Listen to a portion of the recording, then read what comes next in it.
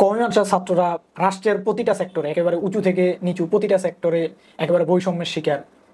এটা ঠিক কি কারণে হচ্ছে আর কাদের কারণে হচ্ছে বাকি? এখানে আসলে ঐতিহাসিকভাবে জি আলেম ওলামা রাজনৈতিক অঙ্গন থেকে বঞ্চিত।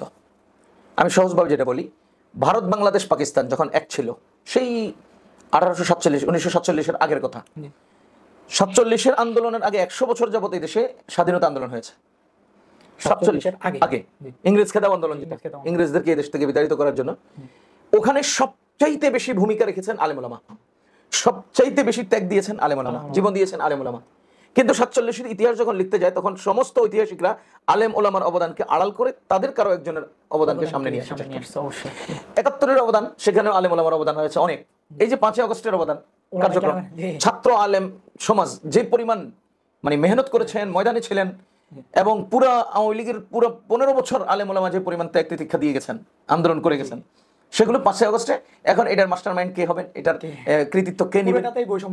এই জায়গাতে আলেম ওলামাকে বাদ দিয়ে, ছাত্রদেরকে বাদ দিয়ে অন্যরা এটা নিয়ে টানাহেসা করছে। এটা একটা ঐতিহাসিকভাবে আমরা বৈষম্যের শিকার।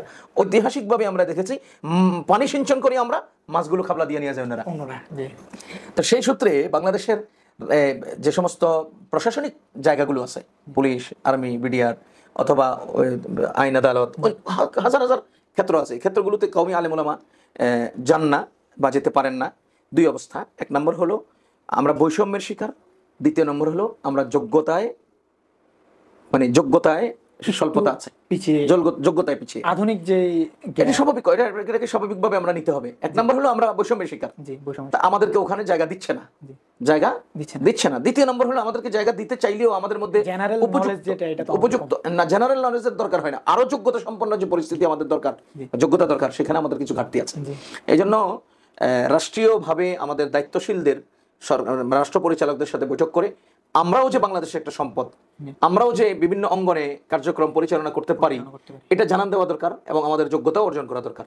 তো সেই সূত্র ধরে তাদের সাথে লিয়াজো করে একটা আলোচনা সাপেক্ষে প্রত্যেকটা সেক্টরে আমাদের প্রবেশ দরকার। আমরা যদি ওখানে ঢুকতে পারি বা আমরা যদি ওখানে যেতে পারি, আমাদের দ্বারা যে সমস্ত কাজ হবে পরিচ্ছন্নতার সাথে, এটা অন্যদের দ্বারা হবে না।